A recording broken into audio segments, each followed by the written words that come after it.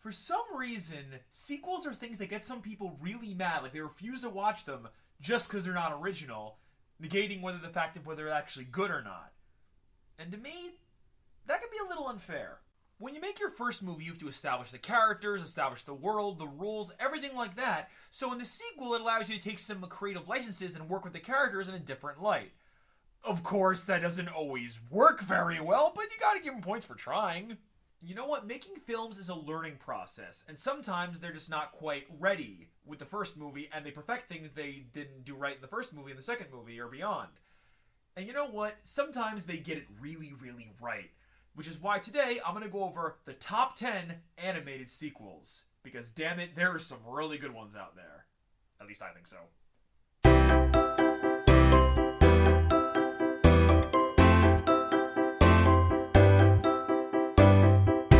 Sometimes a sequel can be better than the original. I didn't like the original of this. Not even that. I didn't like the second one of this. This is the third in the line. So I figure what better way to start off than with the third movie in the series, and the first and second being kind of meh.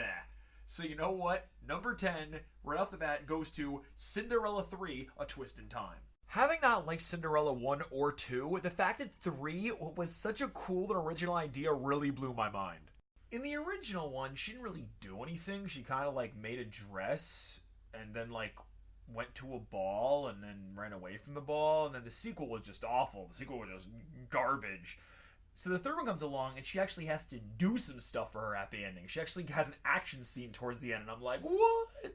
So the fact they were able to take a really boring, cruddy idea and actually make it interesting and have some cool action scenes and have some good development of the character, not just a bland Barbie doll, was actually really neat.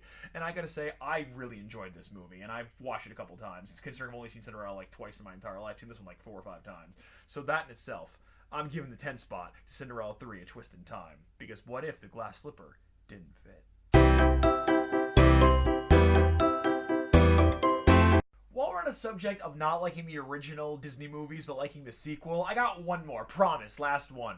But this one blew me away. Cinderella at least kind of had some idea where there's magic and stuff like that, and I was kind of a little bit on board in the beginning, but not really.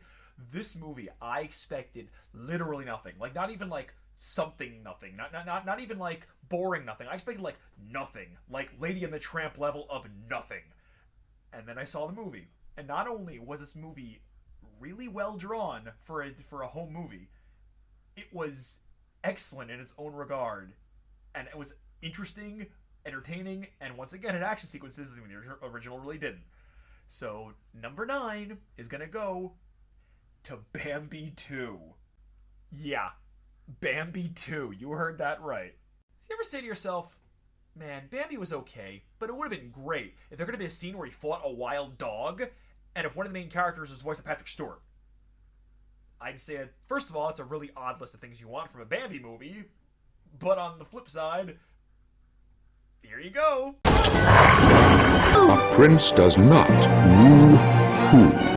Gotta say, if I put wild dog fight and Patrick Stewart in a $10,000 pyramid clue, I would never guess Bambi movie.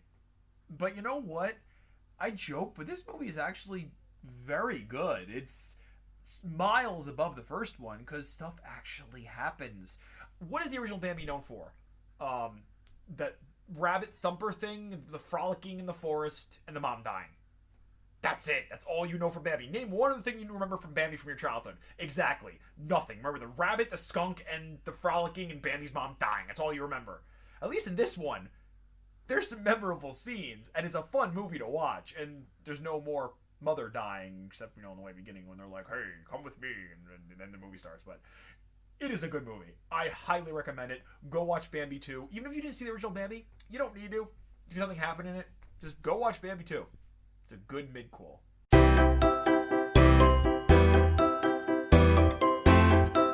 So you ever see a movie where you really like it, you liked a lot of the characters, but there's one character that drives you nuts, and you just wish that character wasn't there because the movie could be great otherwise? My opinion on this character will be definitely varied, and some people will disagree with me, but that's okay, as my name is Mr. Unpopular. But I really didn't like this character, and the sequel, or the prequel actually, took that character out of the mix and actually made it a lot better, in my opinion. Which is why, when you get to the heart of it, this prequel is what it was all about. So you know what? Number 8 goes to Monsters University. I hate you, Boo. I hate you. To me, this is what it was all about. To see their world, to see how things worked. Just them. No human, just them. Now, I know some people are going to say, like, oh, but Boo was part of the story. Yeah, but you know what? They didn't give us enough time learning about the monster world to really care. They gave us like a good 15, 20 minutes, and they're like, oh, here's Boo. And I'm like, well, I wanted to see how the monsters world functions. Don't throw this non-talking baby character in. I want to see the world that you've created. And to me, Monsters U really did that. It gave us a feel for how their world works, their interactions, how all the monsters look and act in a normal environment, not being freaked out by a baby, or the two main characters having to hide the baby. And that was, no. To me, this really spoke volumes to their world building skills, and I really enjoyed what they came up with. So just the fact they were able to elaborate on this and work on it and flush out the characters in a way where there wasn't a third party interfering with the story, I really think this was excellent, and I love this movie. Actually, far more than the first one. Sorry, if you didn't have Boo, maybe, but I hate you, Boo. I hate you.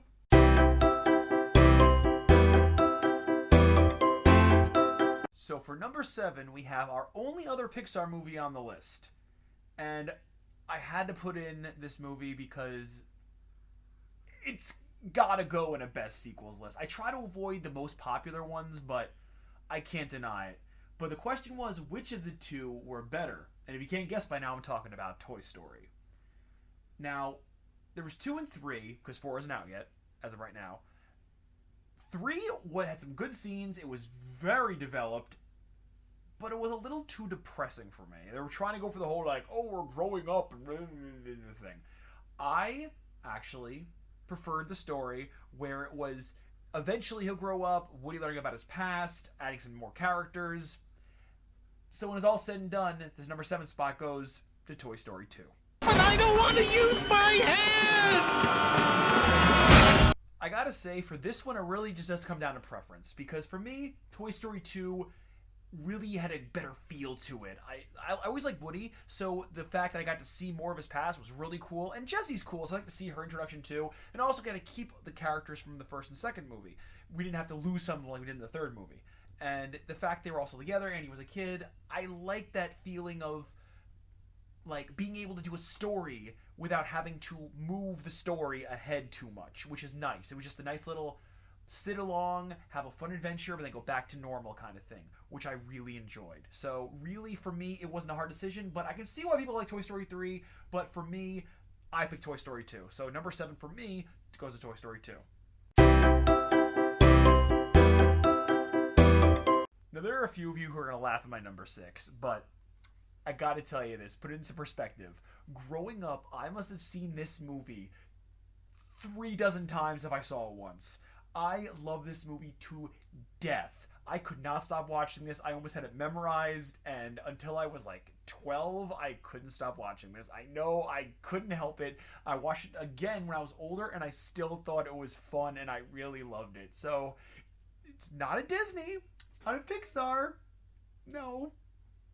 Number 6, don't hate me, goes to Care Bears 2, A New Generation. In their struggle to save their friends and the world of caring. Of course, it would help if the guy who was doing the trailer talked like he gave any sorts of shit at all, even a little. But beware, Darkheart is watching. Yeah, better watch out for that Darkheart. He might incorrectly file your taxes or something. Ooh. Also, can anybody tell me if Noble Hard Horse is a dude or a chick? That's been driving me nuts ever since I was 5. And I know it's really cheesy, but I like that scene at the end with the whole "we care" and the talk to the audience and the... Shut up! Leave me alone! Now, we're at number 5, the halfway point. Now, I wouldn't normally do this, but I feel, since we're here, let's have a little treat. So I'm going to do a double. I normally wouldn't do a double, but considering the sheer amount of sequels there are in the series, I think I'm allowed to pick 2. And if you can't figure out which one I'm talking about by now, I'm talking about the Land Before Time series. There are 14 of these damn things. 14! So I think I get a little leeway in picking 2. Yeah. So what are my favorites of 2 through 14? Well, on the 5th spot, I'm going to give it both to the Land Before Time 3, The Time of the Great Giving, and the Land Before Time 14, Journey of the Brave. Why these 2 specifically? Because they tell a damn story. So what do I mean by it tells a story? Well, you see, Land Before Time 3 and 14 each have their own cool story. 3 is about how they have to overcome like their own issues and have the bullies help them to find water and so they can all live together. And if you ended the series there, it'd actually be a pretty good ending.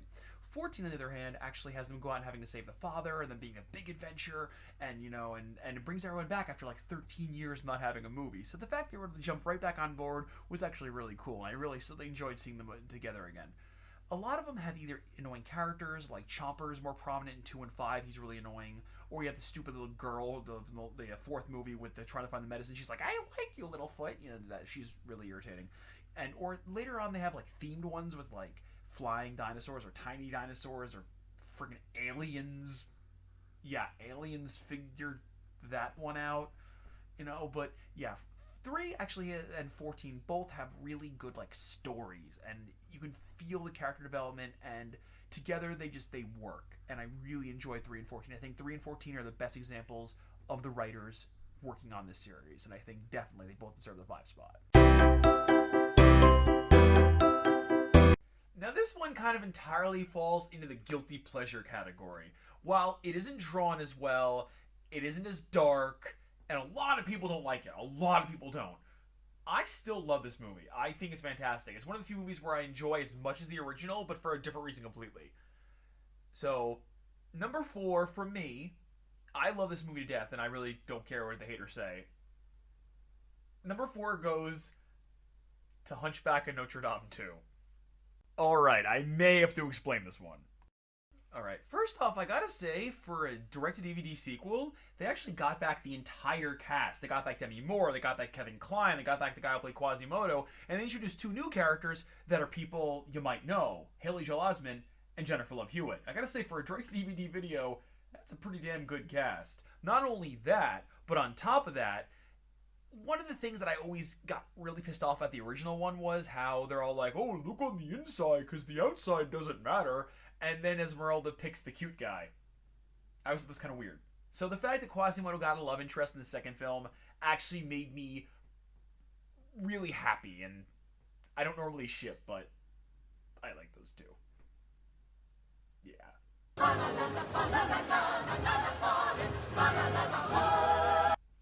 Aww.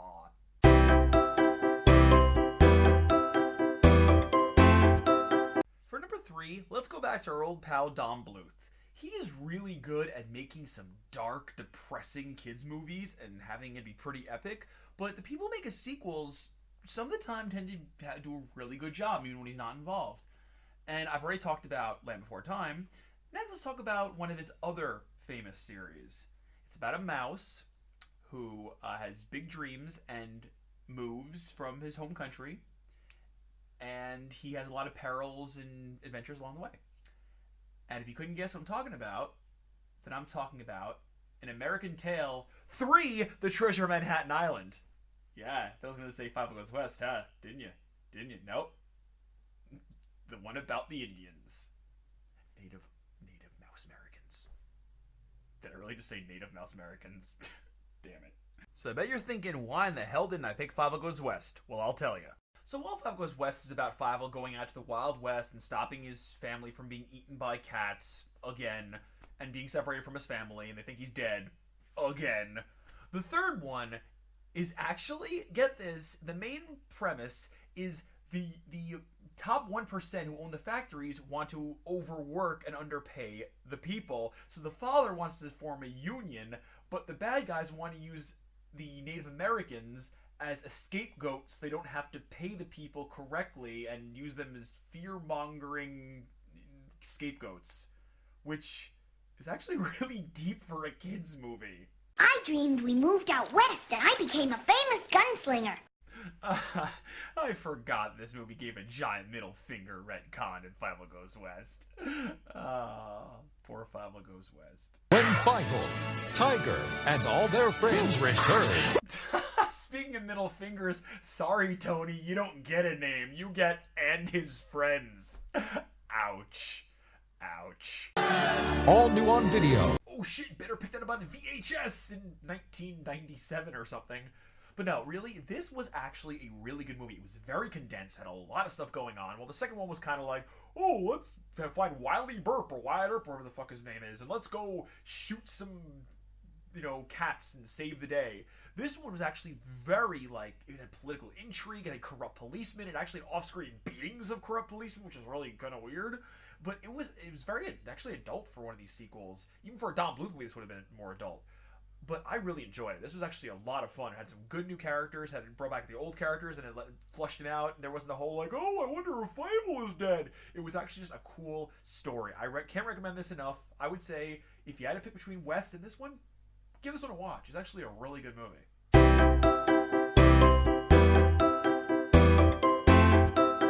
Now, no list of animated sequels would be complete without everybody's favorite. This is the one that really started the whole revolution of people watching Disney sequels.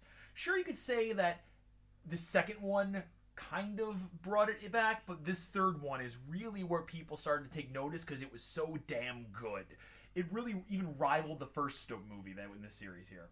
So, if you don't know what I'm talking about at this point, you've seen this movie. If you haven't, I am so sorry. Go watch it now. Number 2 is Aladdin 3, Aladdin and the King of Thieves. This is one of those movies that no one will argue if I say it's really good. There's a couple things that's really good about this sequel. First off, they got Robin Williams back. Thank God. They didn't get him back for the second one, but they got him back for this one. Secondly, it answers a big question we all had. What the hell happened to Aladdin's parents? Well, we learned that his mom kicked the bucket, but his dad ran off to go be the King of Thieves, which is awesome. And there's the whole story about King Midas's hand, and they're going to try to go find the treasure, and Aladdin's joined the 40 Thieves to find his father. It is a really good story.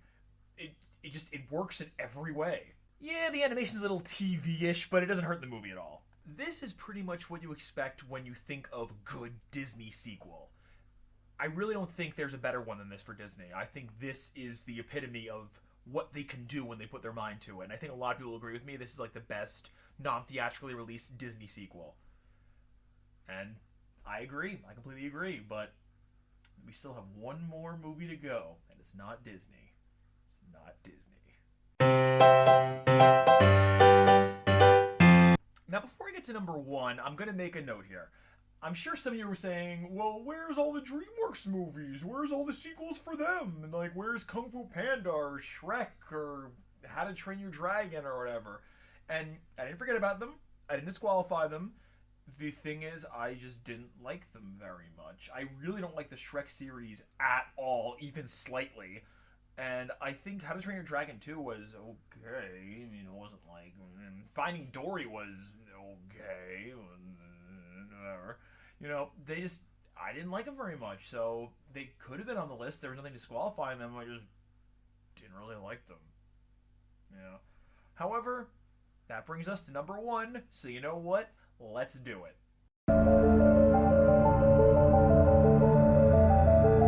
Alright, I'm going to start off by saying that my number 1 pick is very controversial. People do not like this movie. They just don't. People crap all over it. I don't understand why. I absolutely love this movie. This movie is one of my all-time favorite movies, let alone sequel. This movie is in my top 10 animated movies, period. It's just that good. I love it to death. But it gets a lot of flack for being a sequel, and it's not as gritty as the original, and I don't like that about the original. The original was too dark and had a gross feeling to it, and I didn't like the first one, actually, even slightly. I think the first one was kind of disgusting. I didn't like it at all.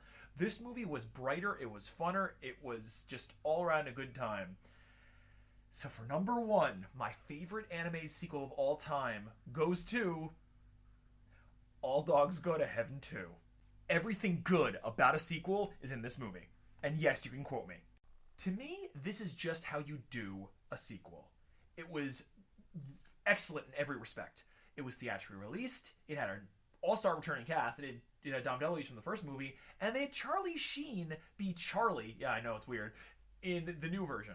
And Charlie Sheen just worked well for Charlie. It was a good fit. And the story was, I think, actually a really good story. It was about the horn falling from heaven and Charlie having to go back to Earth and retrieve it. And Itchy goes with him. And it was fun to see this story. It was a cool adventure. They found this boy who ran away from home, and they take him in, and they convince him to go back to his family. And it's a really good story. He gets a love interest, Charlie. It's a really nice story, and it wraps itself together well. It lends itself to the series that happens later on. Yeah, there's a series about this. Go figure. And people say, "Oh, well, I like the original because there's some dark undertones." But like I said before, I didn't like the dark undertones. I thought they were too. Ew. I didn't like, you know, the animation style they used. It looked too gritty and just like you didn't want to touch anything in that world. It was kind of ugh. No, the second one was brighter and was shinier, and I like that. I like the bright and shiny. I think that was a really good aspect added to it. People are gonna crap all over this movie, but they can do it whatever. I don't care. I love this movie, and to me, it's the best animated sequel ever made. And if people have a problem with that, well, they have a certain place they can go to, and it ain't all dogs going to heaven.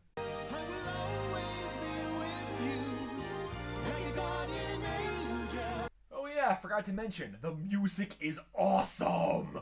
I'll give you